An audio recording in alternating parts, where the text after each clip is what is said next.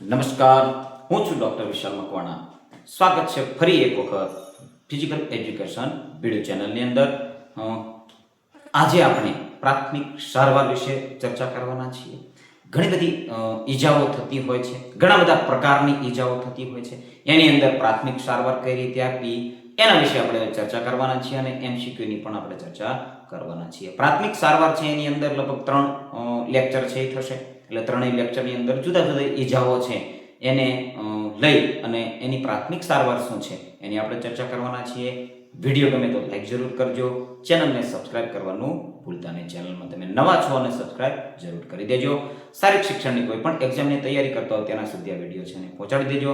વિડીયોને આપણે વધારે લંબાઈ નહીં એટલા માટે જલ્દી જ શરૂ કરી દઈશું. તો પ્રાથમિક સારવાર છે એની અંદર જ્ઞાનની ચકાસણી આપણે કરવાની છે. તો પ્રાથમિક સારવાર છે તે જીવન બચાવવાનું પ્રથમ પગલું છે એવું કહી શકાય. કેટલામું પગલું છે? પ્રથમ પગલું છે જીવન બચાવવા માટેનું. સમય જીવન બચાવવા માટે પ્રાથમિક સારવાર આપનાર મુખ્ય ગુણો, તાત્કાલિક કરવાના કાર્યો અને ટાળવા જેવી બાબતોની રૂપરેખા આપે છે. તો આની અંદર આપણે જોઈએ પ્રાથમિક સારવાર કરનારની અંદર ગુણો કયા કયા હોવા જોઈએ. તો તેની અંદર એક તો શાંત અને ધીરજવાન હોવો જોઈએ. શાંત અને ધીરજ રાખવી જોઈએ. કટોકટીમાં શાંત રહેવાની, સ્પષ્ટ રીતે વિચારવું. ઝડપથી નિર્ણય લેવો. કોઈ પણ ઈજા થઈ છે, કયા પ્રકારની ઈજા થઈ છે, કયું પગલું ભરવાનું છે એનો નિર્ણય ઝડપથી લેવાનું છે, તાત્કાલિક લેવાનું છે. બારીકાઈથી નિરીક્ષણ કરવાનું છે કઈ પ્રકારની ઈજા થઈ છે, ક્યાં ઈજા થઈ છે, કયા ભાગમાં ઈજા થઈ છે, ગંભીર ઈજા છે કે સામાન્ય ઈજા છે. તો એની નિરીક્ષણ બિલકુલ બારીકાઈથી કરવાનું છે. તાત્કાલિક લેવાના પગલાં છે, શું કરવું જોઈએ? તો 108 એમ્બ્યુલન્સને ફોન કરો. ઈજા ગંભીર છે તો 108 ની અંદર કયો નંબર છે યાદ રાખો, 108. જો કે આ તો બધાને ખ્યાલ જ હોય છે 108 નંબર. એટલે તાત્કાલિક એમ્બ્યુલન્સને ફોન કરવો જોઈએ. જોખમ દૂર કરો અને દર્દીને આરામ આપો. દર્દીને આરામની સ્થિતિમાં કોઈ પણ ભાગે ઈજા થઈ છે તો એ ભાગનું હલનચલન ટાળો, એને આરામ આપવાનું છે. શું ન કરવું જોઈએ? તો હવે ગભરાશો નહીં. ઈજા થઈ છે, તમને થઈ છે તો અથવા તો તમારા ખેલાડીને થઈ છે તો ગભરાવાનું છે અને ખેલાડીને પણ ગભરાવા દેવાનું નથી, ગભરાવાનું નથી. ડોક્ટરની સલાહ વિના કોઈ દવા ન આપો. ડોક્ટરની સલાહ લીધા વગર કોઈ પણ પ્રકારની દવા ના આપવી જોઈએ.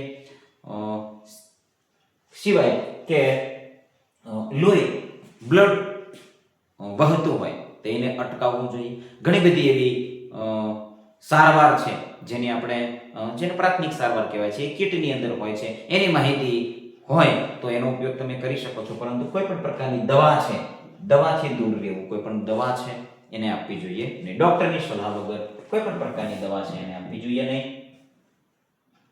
ચાલો, ત્યારબાદ વિવિધ પ્રકારની ઈજાઓ છે અને એની અંદર કેટલાક ઘરેલું ઉપચાર છે. શું છે? ઘરેલું ઉપચાર છે. ઘા છે જેને બોન્ડ્સ કહેવાય છે. શું કહેવાય છે? બોન્ડ એટલે ઘા. ઘા કેટલા પ્રકારના આવે છે તો પાઠ્યપુસ્તકની અંદર છે. છૂંદાવાથી થતો ઘા, ભોંકાઈ જવાથી થતો ઘા, ઘર્ષણથી થતો ઘા, આવા ઘણા પ્રકારના ઘા છે જેની અંદર બ્લડ છે એ નીકળતું હોય છે. તો ઘાને શું કરવું પડે? ઘાની ઈજા થઈ છે તો ત્યારે શું કરવું જોઈએ? ઘા સાફ કરવો જોઈએ. જો આ ડેટોલ છે તો ડેટોલ થી તમે ઘા છે એને સાફ કરી શકો છો. રક્તસ્રાવને અટકાવવો જોઈએ. રક્તસ્રાવ છે બને ત્યાં સુધી એના ઉપર દાબ આપવો જોઈએ. બીજું એ કે હૃદય કરતા જે ઈજા થઈ છે એ ભાગ છે તો હૃદય કરતા જો ઊંચો થાય એમ હોય તો એને હૃદય કરતા ઊંચો લઈ જવો જોઈએ, જેથી કરી બ્લડ છે એ ઓછું વહેતું હોય છે અને એને અટકાવવાની કોશિશ કરવી જોઈએ. સ્નાયુ તાણ થયો એટલે કે સ્ટ્રેન થયો હોય. શું થયું હોય? સ્ટ્રેન અને સ્પ્રેન, આ બે શબ્દો છે બિલકુલ કન્ફ્યુઝ કરે એવા છે. સ્નાયુ તાણ ગુજરાતીમાં તમે જો, પરંતુ અંગ્રેજીની અંદર સ્ટ્રેન આપી દીધું અને સ્પ્રેન આપી દીધું. મચકોડ થઈ છે તો તે ટેન્ડનની ઈજા છે. શેની ઈજા છે? સ્નાયુ છે તો સ્નાયુ તાણ, સ્નાયુ ખેંચાઈ જાય છે. અને મચકોડ છે એ અલગ છે. મચકોડ સાંધાના ભાગે આવતી હોય છે. સ્નાયુ ખેંચાણ છે એ પણ સાંધાના ભાગે આવતી હોય છે અને બીજી જગ્યાએ પણ સ્નાયુ ખેંચાતું હોય છે. મચકોડ છે એ મોટા ભાગે સાંધો હોય છે ત્યાં આવતું હોય છે અને અહીંયા એની અંદર ઉદાહરણ આપ્યું છે તો અહીંયા સૌથી વધારે મચકોડ આવતી હોય છે. દોડતા દોડતા રમતા રમતા પગ છે એ ટ્વિસ્ટ થઈ જાય છે તો ત્યારે આ મચકોડની ઈજા થતી હોય છે. તો એની અંદર શું કરવું છે તો કે આરામ અને ઠંડો શેક આપવો, બરફનો અથવા તો પેક આવે છે, જેલ પેક જેને કહેવાય છે એનો પણ તમે ઉપયોગ કરી શકો છો. ઠંડા જેલ પેક હોય છે, આઈસ પેક જેને કહેવાય છે. ઈજાગ્રસ્ત અંગને ઊંચું રાખો, જો છે હૃદય કરતા ઊંચું રાખો, હૃદયના સ્તરથી ઊંચું રાખવું જોઈએ ઈજા થયેલો ભાગ હોય ને, જેથી કરી બ્લડ સર્ક્યુલેશન છે એ ધીમું થાય. હલનચલન રોકો, મચકોડ આવે છે તો હલનચલન રોકો. બરફનો શેક કરો, એની અંદર પણ શું છે બરફનો શેક કરવાનો છે, હલનચલન રોકવાનું છે. તો આ બધી એની પ્રાથમિક સારવાર છે. ત્યારબાદ તેને ડોક્ટર પાસે ખસેડવામાં આવે છે. પાયાના સિદ્ધાંતો અને તાત્કાલિક સારવાર વિશેનો પ્રશ્નો આપણે જોઈ લઈએ કે અકસ્માત એ કેવી ઘટના છે, આયોજિત, સુખદ, અણધારી કે કુદરતી? તો અણધારી ઘટના છે, અણધારી ઘટના છે. અકસ્માત સમયે ઘાયલ વ્યક્તિને હોસ્પિટલ પહોંચાડતા પહેલા આપવામાં આવતી સારવારને શું કહેવાય છે? તો પ્રાથમિક સારવાર છે એને કહેવાય છે. શું કહેવાય છે? પ્રાથમિક સારવાર કહેવાય છે. પ્રાથમિક સારવાર આપનાર વ્યક્તિ ફર્સ્ટ એડર કહેવાય. પ્રાથમિક સારવાર જે આપનાર વ્યક્તિ હોય એને અંગ્રેજીમાં શું કહેવાય? First adder. ફર્સ્ટ એડ થી જે સારવાર આપે છે ફર્સ્ટ એડર. માં કયો ગુણ હોવો જોઈએ? તો ગભરાઈ જવું, ગુસ્સો થવો, ઉતાવળ કરી, શાંત અને ધીરજ એની અંદર એના ગુણો હોવા જોઈએ. જે ફર્સ્ટ એડર છે, ગુજરાતીમાં ફર્સ્ટ એડર કરીને પણ પ્રશ્ન પૂછી શકે તો એ પણ આપણને યાદ હોવું જોઈએ. ફર્સ્ટ એડર એટલે શું? આપણને શબ્દથી આપણે અજાણ ન હોવા જોઈએ. ગંભીર અકસ્માત વખતે તાત્કાલિક મદદ કયા ફોન નંબર ડાયલ કરવો જોઈએ? તો 108. કયો? 108. 100 નંબર પોલીસને તમારે બોલાવી છે તો એને ડાયલ કરવો. અકસ્માત સ્થળે સૌથી પહેલા શું કરવું જોઈએ? અકસ્માત સ્થળે જ્યાં અકસ્માતની ઘટના થઈ છે તે સ્થળે સૌથી પહેલા શું કરવું જોઈએ? ભીડ જમા કરવી જોઈએ ભાઈ? ના. અકસ્માતના કારણની તપાસ કરવી જોઈએ? હા, આ બિલકુલ સાચું છે. ગભરાઈને ભાગી જવું? ના, ગભરાઈને ભાગવાનું નથી. ઘાયલને સલામત સ્થળે ખસેડવો, તો આ છે સૌથી વધારે. જો આ અકસ્માતની તપાસ, કારણની તપાસ કરવી તો એ પણ છે, પરંતુ એથી પ્રાથમિક કારણ કયું છે? તો કે ઘાયલને સલામત સ્થળે ખસેડવો. તો જવાબની અંદર ઓપ્શન બી આવશે. ઘાયલ વ્યક્તિ છે એને સલામત સ્થળે લઈ જવો, જેથી કરી એની ઈજા તો એને સલામત રીતે બેસાડવો જોઈએ, એની સ્થિતિ સલામત રહે. પ્રાથમિક સારવારનો મુખ્ય હેતુ શું છે? ડોક્ટરની ફી બચાવવી, ઘરે સારવાર કરવી, દવાઓની વેચવી. જવાબની અંદર આવે છે જીવ બચાવો અને સ્થિતિ વધુ બગડતી અટકાવી. સ્થિતિ વધુ બગડે નહીં અને એનો જીવ બચાવવાની કોશિશ કરવાનું છે આની અંદર. ચાલો, ત્યારબાદ હાડકા અને સાંધાની ઈજાઓ છે એને આપણે જોવાના છીએ. હાડકું ભાંગવાને વિજ્ઞાનની ભાષામાં શું કહેવાય છે? વિજ્ઞાનની ભાષામાં કીધું છે. હાડકું ભાંગવું તો મચકોડ કહેવાય, સ્નાયુ ખેંચાણ કહેવાય, સાંધો કહેવાય, અસ્થિભંગ કહેવાય. શું કહેવાય તેને? અસ્થિભંગ. અસ્થિ એટલે હાડકું, ભંગ એટલે ભાંગવું. અસ્થિભંગના મુખ્ય કેટલા પ્રકારો છે?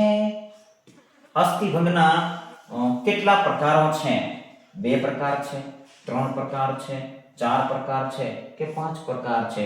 અસ્થિભંગના 4 પ્રકાર છે. જેને ખ્યાલ હોય તે કોમેન્ટની અંદર જણાવી શકે છે. આવતા વિડીયોની અંદર હું જણાવીશ. ચલો, તમને કદાચ એવું લાગશે કે ખ્યાલ નથી એટલે એવી રીતે વાત કરે છે, પરંતુ અસ્થિભંગના 4 પ્રકાર છે. સરળ અસ્થિભંગ, પછી સરળ અસ્થિભંગ, સાદો અસ્થિભંગ છે જે આપણને બહારથી અનુભવાતો નથી, દેખાતો નથી, એની અંદર સોજો થોડો આવતો હોય છે તો એ સરળ અસ્થિભંગ છે. પછી ગંભીર અસ્થિભંગ છે જેની અંદર બિલકુલ કટકા થઈ ગયા હોય. સરળ અસ્થિભંગની અંદર માત્ર તિરાડ જેવું થયું હોય. અને પછી કચડાવાથી છે એટલે જેને કચરફટ અસ્થિભંગ કહેવાય છે, જેમાં એક કરતા વધારે કટકા થઈ જતા હોય છે. તો આ પ્રકારનું હેરલાઇન ફ્રેક્ચર છે જેને ફ્રેક્ચર કહેવાય. હેરલાઇન વાળ ફ્રેક્ચર છે એને હેરલાઇન ફ્રેક્ચર કહેવાય છે. ચલો, ચામડી ઉપર ઈજા ન થઈ હોય પણ અંદરનું હાડકું તૂટી ગયું હોય. ચાલો, જો હવે આવે છે એની અંદર ચામડીની અંદર ઈજા કોઈ પણ પ્રકારની થઈ નથી, પરંતુ હાડકું તૂટી ગયું છે તો એને શું કહેવાય? સાદો અસ્થિભંગ કહેવાય. શું કહેવાય? ખુલ્લું નહીં કહેવાય. જો અહીંયા 4 તમને હા, આ તો આવતું નથી. હા, ખુલ્લો અસ્થિભંગ જેની અંદર હાડકું છે એ ચામડીને પણ ચીરે છે અને બહાર આવી જતું હોય છે, એ ખુલ્લો અસ્થિભંગ કહેવાય છે. સાદો અસ્થિભંગ છે. જો સાદો અસ્થિભંગ કોને કહેવાય? તો કે હાડકું તૂટી ગયું છે પરંતુ સ્નાયુને કોઈ ઉપર ઈજા થઈ નથી, તો એને સાદો અસ્થિભંગ કહેવાય છે. ચલો, ત્યારબાદ હાડકું છે તૂટવાની સાથે ચામડી ફાટીને હાડકું બહાર દેખાય તેને શું કહેવાય છે? સાદો અસ્થિભંગ કહેવાય છે? નહીં. મચકોડ કહેવાય છે? નહીં. સ્નાયુનો દુખાવો કહેવાય છે? નહીં. સંયુક્ત અને ખુલ્લો અસ્થિભંગ. શું કહેવાય છે? સંયુક્ત અને ખુલ્લો અસ્થિભંગ કહેવાય છે. હાડકું તૂટવાને કારણે શરીરના કોઈ મહત્વના અંગ ફેફસામાં જતું રહ્યું હોય, મગજની અંદર, હૃદયની અંદર ને નુકસાન થાય તો તે કેવો અસ્થિભંગ છે? સાદો છે, લીલો છે, ગૂંચવણ ભર્યો છે કે તમામ છે? ગૂંચવણ ભર્યો છે એની અંદર જવાબ આવશે. શબ્દ ગુજરાતી અંદર છે ગૂંચવણ ભર્યો છે, જેને કોમ્પેન્ડ અંગ્રેજી અંદર કંઈક એવું કંઈક નામ છે, કમ્પાઉન્ડ અસ્થિભંગ. જે અંદરના ઇન્ટરનલ ઓર્ગન હોય છે એની અંદર હાડકું અસ્થિભંગ થાય અને એની અંદર ખૂંચી જાય છે તો એને ગૂંચવણ ભર્યો અસ્થિભંગ કહેવાય છે. નાના બાળકોમાં જે હાડકું પૂરેપૂરું તૂટવાને બદલે માત્ર વળી જાય છે તેને કયો અસ્થિભંગ કહેવાય છે? નાના બાળકોની અંદર અથવા તો તમે બુઝુર્ગને ક્યાંક જોયું છે કે આમ પગ વાંકા થઈ ગયા છે અથવા હાડકું વળી ગયું છે, નાના બાળકની અંદર હાડકાની બનાવટ એવી થઈ જાય છે, સીધું રહેતું નથી, વળી જાય છે, તો એને શું કહેવાય છે? કાચો અસ્થિભંગ કહેવાય. ગ્રીન સ્ટ્રીક ફ્રેક્ચર કહેવાય. ગુજરાતી અંદર નામ છે એ ખૂબ જ અઘરા છે. આ શબ્દ આપણે સાંભળેલો, ગ્રીન સ્ટીક. ગ્રીન સ્ટીક એટલે ગ્રીન એટલે લીલા કલરની, સ્ટીક એટલે સોટી. ગ્રીન સોટી જેમ વળી જાય છે એવી રીતે હસ્તીનો છે વળી જતું હોય છે, હસ્તી હાડકું વળી જતું, તેને ગ્રીન સ્ટીક ફ્રેક્ચર કહેવાય. તો આની અંદર છે. ચાલો, તો આ ચાર પ્રકાર છે. ગ્રીન સ્ટીક છે, ગૂંચવણો ભર્યો છે, સાદો છે અને ખુલ્લો અસ્થિભંગ છે. ત્યારબાદ 13મો પ્રશ્ન છે કે ભાઈ અસ્થિભંગ વખતે ઘાયલ અંગને શું ન કરવું જોઈએ? ટેકો આપવો જોઈએ, હલાવવું જોઈએ, સ્થિર રાખવું જોઈએ, પાટો બાંધવો જોઈએ. ચાલો, શું કરવું જોઈએ? હલાવવું જોઈએ નહીં. શું ન કરવું જોઈએ? તો હલાવવું જોઈએ નહીં. ને ટેકો આપી શકો છો, પાટો બાંધી શકો છો, એને સ્થિર રાખી શકો છો. અસ્થિભંગના દર્દીને હોસ્પિટલ લઈ જવા શેનો ઉપયોગ કરવાનો હોય છે? સ્કૂટરનો ઉપયોગ કરવો જોઈએ? ભાઈ નહીં. સ્ટ્રેચર, સ્ટ્રેચર આ શબ્દ યાદ રાખો. સાયકલ, ખુરશી નહીં. સ્ટ્રેચર શું છે? સ્ટ્રેચર શું છે એ ખ્યાલ હોવો જોઈએ. તમે ફિલ્મોની અંદર જોયું હોય અથવા તો કે લાઈવ પણ જોયું હશે કે બે આપણે નનામી જોયું હોય તો એના જેવું સ્ટ્રેચર બનાવવામાં આવે છે, જેની અંદર સંપૂર્ણતાથી દર્દી છે એને સુવાડી દેવામાં આવે છે અને બે વ્યક્તિ છે, એક આગળ અને પાછળ, બંને એની અંદરથી પકડીને લઈ જાય છે. આવી રીતનું આખું આની અંદર કાપડનું આ સુધી બેડ જેવું હોય છે. આને સ્ટ્રેચર કહેવાય છે. આ યાદ રાખો, સ્ટ્રેચર કહેવાય છે. હાડકાના સાંધા પાસેના સ્નાયુઓ ખેંચાઈ ગયા હોય, ફાટી જાય, તેને શું કહેવાય? હાડકાના સાંધા પાસેની વાત થઈ છે. ક્યાં થઈ છે? સાંધા પાસેની. અસ્થિભંગ થશે, મચકોડ થશે, લોહીનું વહેવું સોજો થશે. તો મચકોડ સ્પ્રેન છે એ થશે. શું થશે? મચકોડ થશે. સ્નાયુની એટલે સ્નાયુ છે એ ખેંચાય છે, સાંધાની નજીકના સ્નાયુ, તો એને સ્પ્રેન કહેવામાં આવે છે. મચકોડ સામાન્ય રીતે શરીરના કયા ભાગમાં જોવા મળે છે? પેટમાં, છાતીમાં, જ્યાં સાંધા હોય, જેમ કે ઘૂંટી છે, કાંડું છે, બીજા સાંધાઓ છે. આની અંદર જે ઉદાહરણ આપ્યા છે અહીંયા મોટા ભાગના વ્યક્તિઓને કે ખેલાડીઓને એ ઈજા થતી હોય છે. સ્નાયુની ઈજા અને આઘાત, શોક, આઘાત. મચકોડ આવે ત્યારે સોજો ઉતારવા શેનો ઉપયોગ કરવો જોઈએ? ગરમ પાણીનો, બરફનો ટુકડો, તેલનો કે દૂધનો બરફનો ટુકડો. સોજો આવે એને ઉતારવા, મચકોડ આવે ત્યારે તરત સોજો આવે છે એને ઉતારવા માટે શેનો શેક કરવો જોઈએ? સૌથી પહેલા પ્રથમ પ્રાથમિક સારવાર કઈ છે? પ્રાથમિક બરફ છે. બરફ કેટલી કલાક? 48 કલાક સુધી એને થોડા અંતરે 3 થી 4 કલાકે બરફનો શેક આપવો જોઈએ. અને ત્યારબાદ 48 કલાક પછી ગરમ પાણી છે. શું છે? ગરમ પાણી છે તેનો ઉપયોગ થતો હોય છે. તેનું જારણ કરી શકો છો. જારણ એટલે કે એની ઉપર રેડવું ઈજાવાળા ભાગ ઉપર, અથવા તો ગરમ પાણીની અંદર કોઈ ઈજાનો ભાગ હાથ કે પગ છે એવું અંગ છે કે એની અંદર ડૂબોળી શકો છો, તેને પણ રાખી શકો છો. જેથી બે કારણ છે જો આની અંદર. ગરમ પાણીનો પણ ઉપયોગ કરવો જોઈએ અને બરફના ટુકડાનો પણ ઉપયોગ. પ્રાથમિક સારવાર શું છે? સૌથી પહેલા ઈજા થઈ છે તો એની અંદર બરફનો શેક આપવો જોઈએ. ત્યારબાદ 48 કલાક જેટલો સમય જતો રહે છે અને સોજો હજી છે તો પછીનો સોજો છે ને ઉતારવા માટે ગરમ પાણીનો ઉપયોગ કરવો જોઈએ છે. સ્નાયુ તંતુઓ પર શક્તિ કરતા વધુ દબાણ આપવામાં આવે. ક્યાં? સ્નાયુ તંતુઓ ઉપર શક્તિ કરતા વધુ દબાણ આપવામાં આવવાથી જે ઈજા થાય છે તેને શું કહેવામાં આવે છે? અસ્થિભંગ કહીશું, મચકોડ કહીશું, સ્નાયુ ખેંચાણ કહીશું કે લકવો. સ્નાયુ ખેંચાણ કહીશું. સ્નાયુ તંતુઓ ઉપર વધારે એની ક્ષમતા કરતા વધારે, એની શક્તિ કરતા વધારે દબાણ આપવામાં આવે છે ત્યારે ફાઈબર છે, સ્નાયુ તંતુઓ છે એ ખેંચાય છે તો એને સ્ટ્રેન કહેવાય છે. શું કહેવાય છે? સ્ટ્રેન કહેવાય છે. અને મચકોડ છે એ શું થાય છે? સાંધાના ભાગે થાય છે. સાંધાના ભાગે જે સ્નાયુની ઈજા છે એ ત્યાં થતી હોય છે. સ્નાયુ ખેંચાણના કિસ્સામાં શું ન કરવું હિતાવહ છે? કસરત કરવી, હા, દોડવું, આરામ કરવો, વજન ઉપાડવું. તો સ્નાયુ ખેંચાણના કિસ્સામાં દોડવું છે તે હિતાવહ છે એવું કીધું. શું કીધું છે? પ્રશ્ન કીધું છે. તો આરામ કરવો હિતાવહ છે. આ દોડવું ન જોઈએ, કસરત ન કરવી જોઈએ, વજન ઉપાડવું જોઈએ નહીં. આરામ કરવો ખૂબ જ હિતાવહ છે. ત્યારબાદ રમત દરમિયાન સ્નાયુ ખેંચાઈ જાય છે તો શું લગાવી શકાય? મલમ કે સ્પ્રે લગાવો, મરચું લગાવવું, મીઠું લગાવવું કે તેલ લગાવવું? સ્પ્રે છે, મલમ આની અંદર આવ્યું છે પરંતુ બરફ, ખરેખર તો બરફ સૌથી વધારે ફાયદાકારક છે. સ્પ્રે છે, વેપોક્યુલન્ટ સ્પ્રે જે આવે છે, જે દર્દી છે એને ઈજા છે એનો દુખાવાથી દૂર કરે છે, એને અનુભવવા દેતો નથી. બરફ છે એ બેસ્ટ ઉપાય છે. બરફ શું છે? બરફ. અકસ્માત સમયે લોહીનું પરિભ્રમણ ઘટી જાય અને નાડીના ધબકારા અનિયમિત થાય તે સ્થિતિને શું કહેવાય છે? તાવ આવો કહેવાય છે, આંચકી આવી કહેવાય, ઉધરસ આવી કહેવાય કે આઘાત, શોક આવો કહેવાય. અકસ્માત સમયે લોહીનું પરિભ્રમણ ઘટી જાય છે અને નાડીના ધબકારા અનિયમિત થઈ જાય છે, વધી જાય છે અથવા તો બિલકુલ ઘટી જાય છે, અનિયમિત થઈ જાય છે તો એને આઘાત આવો કહેવાય, શોક લાગ્યો કહેવાય. ખ્યાલ આવે છે? આઘાત શોક લાગેલી વ્યક્તિનો ચહેરો કેવો પડી જાય છે? તો ફીકો પડી જાય છે. ફીકો કે પીળો પડી જાય છે? ફીકો પડી જાય એનો ચહેરો. ચાલો, બેભાન વ્યક્તિની સારવાર કઈ રીતે કરશો? બેભાન વ્યક્તિને શું કરશો? હીટ સ્ટ્રોક થી પણ બેભાન થતા હોય છે, ગરમીના લીધે બેભાન થતા હોય, ડિહાઇડ્રેટ થઈ જતા હોય છે, ત્યાં પણ બેભાન થતા હોય છે. આઘાતના વ્યક્તિને ઠંડી લાગતી હોય તો શું કરવું જોઈએ?